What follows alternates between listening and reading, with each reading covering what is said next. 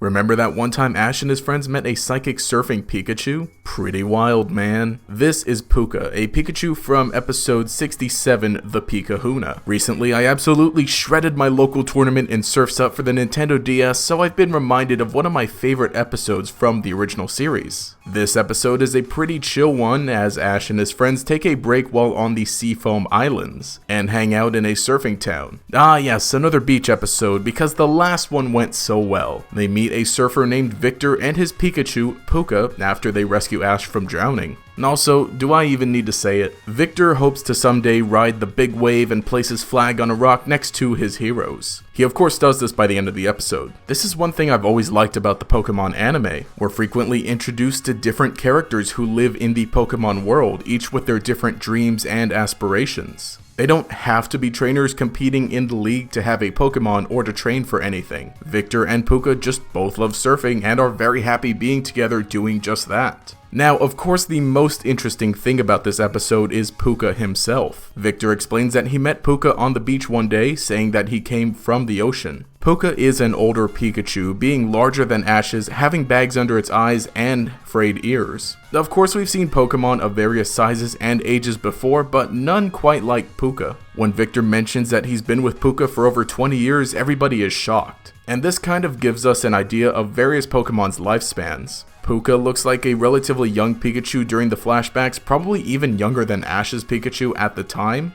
and 20 years later appears to be pretty old as far as Pokemon go. And while I can't say for sure how long a Pikachu might live, I think we can definitely conclude that a 20-year-old Pikachu is an old one. The most defining feature of Puka is its set of blue eyes, which might have a connection to its strange ability. Puka has the ability to sense waves before they come and can even feel the ocean. This is then how he and Victor saved Ash at the beginning, and now they know when the big wave is coming at the end of the episode. Now, the concept of a surfing Pikachu is nothing new. We've seen it in Pokemon Yellow as a minigame and in places like the TCG and in Pokemon Snap. Pikachu can even learn the move Surf at various times in the main series games, catching up to Generation 8 where any Pikachu can learn Surf through a technical record. However, the concept of a psychic Pikachu like Puka has really only been seen here. Now, I do use the term psychic loosely. I don't exactly mean the typing because I think it's pretty obvious that Puka is a regular electric type Pikachu. And we'd probably have to get into what defines a psychic type Pokemon, and I don't really want to do that right now. But for sure, Puka has some kind of precognitive ability that allows him to know when waves are coming. When Puka senses a wave, his tail or even his whole body will glow. Now, of course, I could just go with the good old explanation and say that Puka can sense the aura, and that's what gives him this ability, but that's probably not it.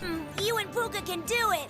I can sense things too, and this time I know you're gonna beat it! On second thought, maybe it is. Mostly kidding, but when I rewatched this episode, I did find this line from Ash very peculiar, because it comes long before the official acknowledgement of Ash being able to sense aura. It could potentially be a cool connection, but I think I'll just chalk it up to Ash exaggerating. But in reality, I do think that aura can be responsible for a lot in the Pokemon world, even when looking retrospectively at old media, and so it could be what Puka is tapping into. But I do also want to mention that later in Generation 7, we kind of saw this concept become fully realized with Alola Raichu, which is a psychic type surfing Pikachu with blue eyes. Yep, I'd say that's a dead ringer for Puka. Of course, this was likely done as a reference to the idea of surfing Pikachu as a whole, with the Puka resemblance mostly being like a little Easter egg. But I mean, I just said that retroactively anything in Pokemon could connect, so let's do it. Now, the reason that Raichu develops a regional variant in Alola is due to the environment and its diet.